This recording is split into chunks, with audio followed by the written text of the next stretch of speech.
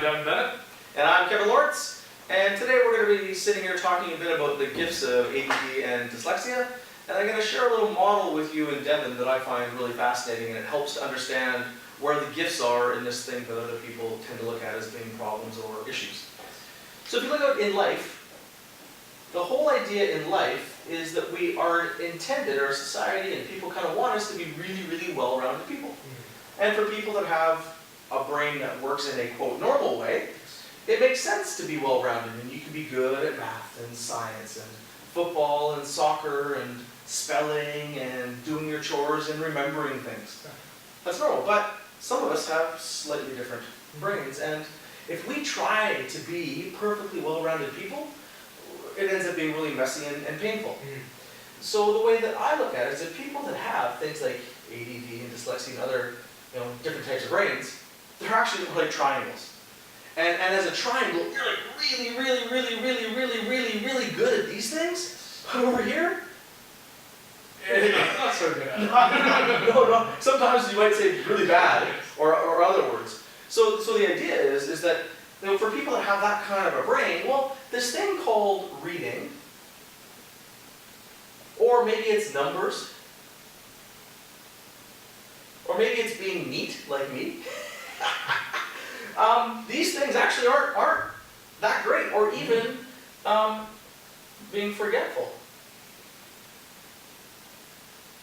So there's certain areas that we're not good at, and the way it's more the way our brain is wired, we actually may never be good at those things. The challenge is in a classroom and in society, what do your teachers tell you?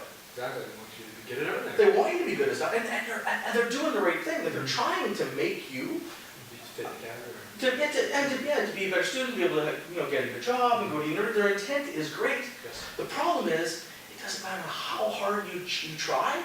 If you're a 3 out of 10 at reading, you might get to a 5 or a 6. Can you look towards me sometimes? Yeah, absolutely. So you might get to a 5. You might get to a 5 or a 6 out of 10. But if it's not your thing, so for me, spelling and being neat, I still have a heck of a time. In my 40s, heck of a time with it. So no matter how hard I try, my brain's wired differently. So the idea is, if we put most of our energy into this triangle and energy into the things that we are already really, really, really good at, then we can thrive. And then remember when teachers, parents, other people in society are saying, yeah, but you have to be really good in here. I just like to finish the sentence for them in my mind. You have to be really good at this if you want to be a perfectly well-rounded person. But instead, what we want to aspire to is to be a better triangle. Don't bother trying to be a circle. So if I look in my own world and with lots of the executives and leaders that I work with, this is called delegating. So if you're not very good at being neat, well then you have someone on your team who are working that's neat. If you're not great with numbers, you have a person around you who's great with numbers. That's why doing work on projects is great.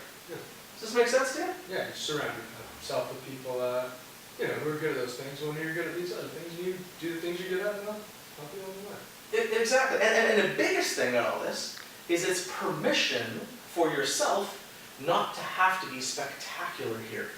So invest at least 80%, I can't read that, it's not dark enough, but 80% of your energy into being a better triangle, and do put some energy in. I used to try to be neater, I don't. I just focus on being a better triangle. Yes. I focus on being a better problem solver and a better communicator, and then the neatness is just okay as it is. Does that make sense? Yeah. Cool.